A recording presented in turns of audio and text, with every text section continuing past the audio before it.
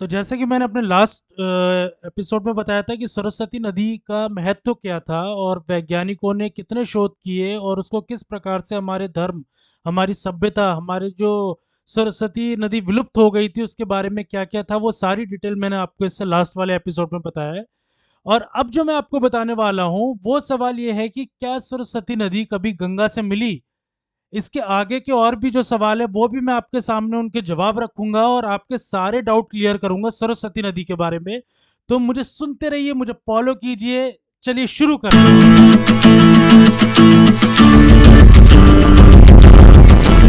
तो अगर मैं वैज्ञानिक शोध के बारे में बताऊं तो सरस्वती नदी कभी गंगा नदी से मिली या नहीं मिली, यह शोध का विषय अब भी बना हुआ है। वैदिक काल में एक और नदी दृष्टवती का वर्णन भी आता है। यह सरस्वती नदी की सहायक नदी थी। यह भी हरियाणा से होकर बहती थी। कालांतर में जब भीषण भूकंप आए और हरियाणा तथा राजस्थान की धरती के नीचे पहाड़ ऊपर उठे तो नदियों के बहाव की दिशा बदल गई और एक जहां सरस्वती विलुप्त हो गई वहीं दृष्टवती के बहाव की दिशा बदल गई। इस दृष्टवती को आज ही यमुना कहा जाता है। इसका इतिहास 4000 वर्ष पूर्व माना जाता है। भूचाल आने के कारण जब जमीन ऊपर उठी तो सरस्वती का आधा पानी यमुना में गिर गया। इसलिए यमुना के साथ सरस्वती का जल भी प्रवाहित होने लगा। सिर्फ इसलिए प्रयाग में 3 नदियों का संगम माना गया है। और धार्मिक उल्लेख के हिसाब से अगर हम बात करें तो महाभारत में सरस्वती नामक 7 नदियों का उल्लेख किया गया है। एक सरस्वती नदी यमुना के साथ बहती हुई गंगा से मिल जाती थी। ब्रजमंडल की अनुश्रुति के अनुसार एक सरस्वती नदी प्राचीन हरियाणा राज्य से ब्रज में आती थी और मथुरा के निकट अंबिका वन में बहकर गोकर्णेश्वर महादेव के समीप उस स्थल पर यमुना नदी में मिलती थी, जिसे सरस्वती संगम घाट कहा जाता है आज भी। सरस्वती नदी और उसके समीप के अंबिक वन का उल्लेख पुराणों में भी हुआ है। उस सरस्वती नदी की प्राचीन धारा अब भी नियमित रूप से प्रभावित नहीं होती है। उसके स्थानों पर सरस्वती नामक एक बरसाती नाला है जो अंबिका वन से वर्तमान स्थल महाविद्या के जंगल में बहकर जाता हुआ यमुना से मिलता है। साथ ही सरस्वती कुंड भी है। यह नाला मंदिर, कुंड, घाट उस प्राचीन नदी की धारा के विद्यमान के प्रमाण है। इनसे ब्रज की परंपरा और जो कहते हैं ना, इसका ऐतिहासिक कालीन स्वयंभू मनु से जुड़ती है। मथुरा के स्वामी घाट का पुराना नाम संयमन घाट है। तो सरस्वती नदी थी तो उसका इतिहास क्या था। भारत के एक ओर सिंधु नदी और उसकी सहायक नदियां बहती थी, दूसरी ओर ब्रह्मपुत्र और उसकी सहायक नदियां बहती थी। दोनों के बीच सरस्वती, यमुना और गंगा का जल भारत के हृदय में।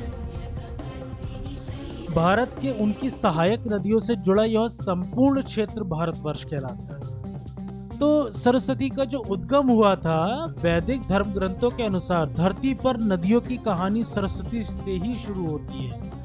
सरिताओं में श्रेष्ठ सरस्वती सर्वप्रथम पुष्कर में ब्रह्म सरोवर से प्रकट हुई। सरस्वती का उद्गम क्या था, मार्ग क्या था, कहाँ लीन थी, तो महाभारत में मिले वर्ण के अनुसार सरस्वती नदी हरियाणा में यमुना नगर से थोड़ा ऊपर और शिवालिक पहाड़ियों से थोड़ा नीचे आदि बद्री नामक स्थान से निकलती थी। आज भी लोग इस स्थान को तीर्थ स्थल के रूप में मानते हैं और वहां जाते हैं। प्राचीन काल में हिमालय से जन्म लेने वाली यह विशाल नदी हरियाणा, पंजाब, राजस्थान और गुजरात के रास्ते आज के पाकिस्तान, सिंध प्रदेश तक जाकर सिंधु सागर, अरब की खाड़ी से गुजरती। सरस्वती के निकट ही दृष्टवती नदी भी बहती थी। मनु ने सरस्वती और दृष्टवती नदी के दोआब को ब्रह्मवर्त प्रदेश की संज्ञा दी। ब्रह्मवर्त का निकटतम भूवर्ग ब्रह्मर्षि प्रदेश कहलाता है। उसके अंतर्गत कुरु, मत्स्य, पांचाल और शूरसेन जनपदों की स्थिति मानी गई। इसका वर्णन आपको मनुस्मृति 2/17, 17, 16 और 20 में मिल जाएगा। पुराणों के अनुसार आदिम मनु स्वयंभू का निवास स्थल सरस्वती नदी के तट पर था। कहा जाता है कि कार्तिकेय, जिनका एक नाम स्कंद भी है, वो सरस्वती के तट पर देवताओं के सेनापति का कमांडर बनाया गया था। चंद्रवंशी राजकुमार पुरुवा को उनकी भावी पत्नी उर्वशी भी यही मिली थी। पहले कुरुओं का स्थान सिंधु घाटी था, बाद में सरस्वती तट हो गया। संसार में है ही वंशियों का आतंक खात्मा करने के बाद परशुराम ने इसी नदी में पवित्र करने वाले जल में स्नान किया था। एक लंबे समय तक चलने वाला युद्ध महाभारत भी सरस्वती नदी के किनारे ही लड़ा गया। हालांकि उस वक्त यह नदी लुप्त हो गई थी। तो सरस्वती के तीर्थ क्या है? पुष्कर में ब्रह्म सरोवर से आगे सुप्रभात तीर्थ से आगे कांचशानी और उससे आगे मनोरमा तीर्थ से आगे गंगा द्वार में सिरेणु तीर्थ, कुरुक्षेत्र में औद्यवती तीर्थ से आगे हिमालय में बिम्लोदका तीर्थ है। उससे आगे सिंधु माता से जहां आगे सरस्वती की 7 धाराएं प्रकट हुई थी, उसे सैंगंधित वन कहा गया है। उस सैंगंधित वन में एक तीर्थ है जो सरस्वती तीर्थ के नाम से भी प्रसिद्ध है। रेगिस्तान में मुनि के श्राप से भूमिगत होकर सरस्वती लुप्त हो गई थी और पर्वतों पर ही बहने लगी। सरस्वती पश्चिम से पूर्व की ओर बहती हुई सुदूर पूर्व नैमिषारण्य पहुंची। अपनी 7 धाराओं के बीच सरस्वती कुंज पहुंचने के कारण नैमिषारण्य का बहुत क्षेत्र सप्त सारस्वत कहलाया। यहाँ मुनियों के आह्वान करने पर सरस्वती अरुणा के नाम से प्रकट हुई। अरुणा सरस्वती की 8वीं धारा बनकर धरती पर उतरी। अरुणा प्रकट होकर कौशिकी जो आज कोसी नदी है उससे मिल गई। तो ये मेरा था अगला पार्ट जो बहुत गहराई में था, आप लोगों को अच्छा लगा होगा।